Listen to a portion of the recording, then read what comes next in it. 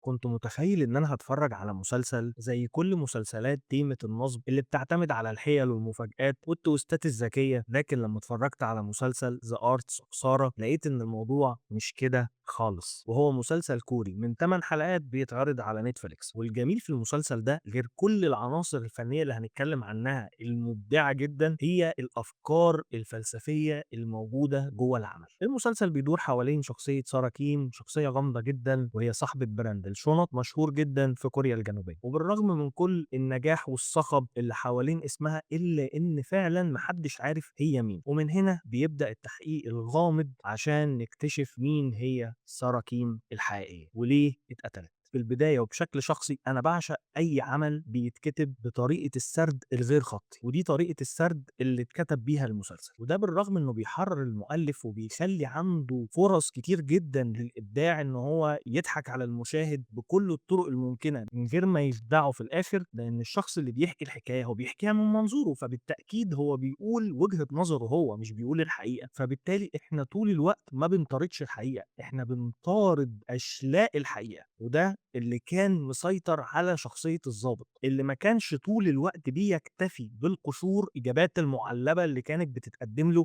عشان القضية تتقفل أو عشان الموضوع ينتهي ومحدش من شخصيات كبيرة يتأذي. فكنا بعد ما بنشوف جزء كبير من الحكاية وبنشوف شخصية سارة في عيون اللي بيتعاملوا معاها، بنرجع نشوف جزء تاني منها لكن مش بطريقة مباشرة. وهنا كان الغموض والإبداع في الكتابة، إن إزاي أنا كمشاهد بتفرج على شخصية برتبط بيها من أول مشهد، برغم إن أنا أصلا مش قادر أعرف هي مين، مش قادر أعرف اسمها الحقيقي، مش قادر أعرف هي فعلا عملت كده ولا ما عملتش كده، لكن كل اللي بيتقدم لي بيخليني شغوف طول الوقت إن عايز أعرف عن الشخصية دي.